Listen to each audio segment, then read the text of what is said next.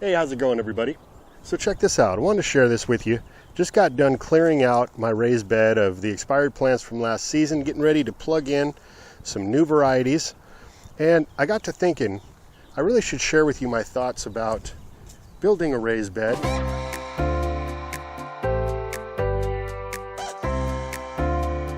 So this is the time of year where many folks are looking into building a raised bed, many for the first time. And often you're going to get sticker shocked when you figure out the total cost of putting a raised bed together. Especially nowadays, lumber prices have been skyrocketing, if you haven't noticed. Currently up about 175%. Not to mention the additional hardware, the screws and nails and such you're going to need to put those beds together. And it's for that reason that I recommend using something like these concrete retaining wall blocks or even cinder blocks to build your raised bed. And I'm going to give you at least 10 reasons why I think it's a good idea. The way I look at gardening is whatever you put into it, whatever you spend to build up your garden, whether it's on plants or building materials, is an investment. And you should be getting a return that pays back whatever you initially put into it over time. Now, even the best wood products, cedar and redwood, which would be the only two woods that I suggest building raised beds out of, are going to break down over time, begin to rot, especially because they're going to be in contact with soil and moisture.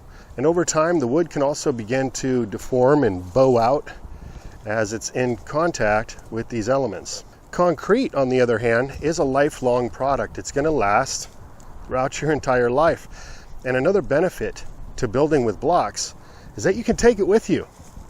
If you're just renting, for instance, you can build up one of these raised beds literally just by staggering your blocks and creating a nice area to grow.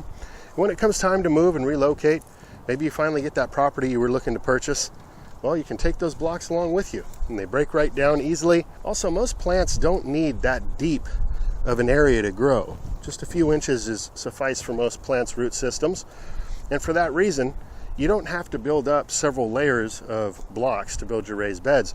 The benefit to doing that is it becomes more ergonomic, meaning the taller your raised beds are, the less you're going to have to bend over to work in your garden bed, doing planting, weeding, and that sort of thing.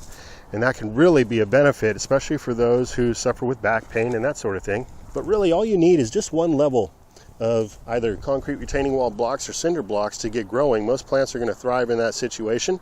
And over time, if you want, you can continually build it up. Maybe you're on a budget and you can only afford so many blocks this season.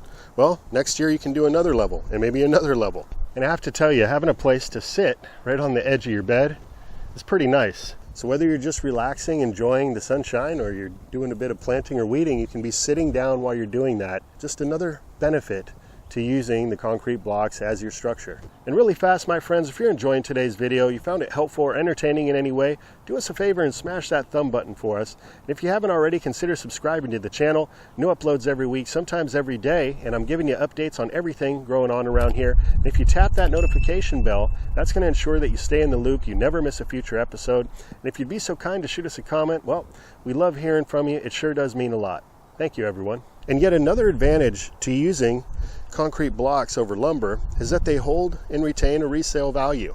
So if there ever comes a time where you need a few extra dollars, or for whatever reason you're moving or redesigning, you can easily resell these, put them up on Craigslist, and you'll be surprised how quick they go, especially at the beginning of gardening season. And actually for me, I prefer the look of the concrete raised beds over lumber. It just has a strength to it that really just adds a bit of character to the garden that I like. All right, so how about the cost? Well, you get what you pay for. These type of blocks do cost a little bit of money. Like I said, it's an investment, and realize there's a resale value there. But hopefully you're growing enough food in your garden, in your new raised beds, to cover that cost. So again, perhaps build it up over time if money is an issue. But at most of these big box hardware stores, you should be able to pick these up for about $5 to $7 a piece. Another option is that you can actually order these by the pallet, and a lot of times that comes with free delivery. So they'll deliver it right to your driveway, saving you the trip, saving you all that labor of loading up your van or your truck with all these bricks. And now I'm going to share with you a bonus tip on how you can save a lot of money on the soil that you use to fill your raised bed. It's going to be one of the most expensive parts of your entire build. So what I recommend doing, what I've done in my raised beds, and it's worked beautifully, is I created hidden hugelkultur is what I call it. If you're familiar with hugelkultur gardening, also known as mound culture, that's where you take different organic materials, stumps, tree branches, grass clippings, leaves, all that kind of stuff that's readily available right there on site. And you pile the soil on top of that. Over time, those materials are going to break down and become sponge-like, actually help to retain winter rains, and then release that moisture and disperse it into the soil over the hot summer months. So if you start off with a foundation, a layer at the bottom of your raised bed of these organic materials that you can find right on site in your own property or easily find for free online, tree stumps, branches, that sort of thing, then that's going to save you a bunch of money, as you're going to be able to occupy way less space with actual soil. So if you're like most people and you're going to need to purchase your soil to fill your beds, that's going to save you a whole lot of money. Now, if these ideas I'm sharing with you today sound good, you're going to want to stay tuned, because in an upcoming episode, I'm going to be showing you how anybody can create and make free gardening soil on site at home.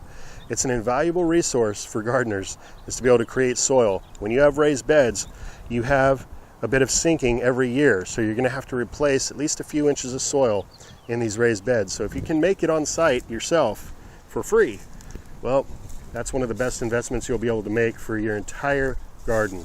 Well, that's going to do it for now, my friends. Hopefully I offered you some value for your time today. Sure do appreciate you being here. So with that, I hope you have a great rest of your day. Until next time, this is Dan from plantabundance.com. Take care. I'll be talking to you again soon.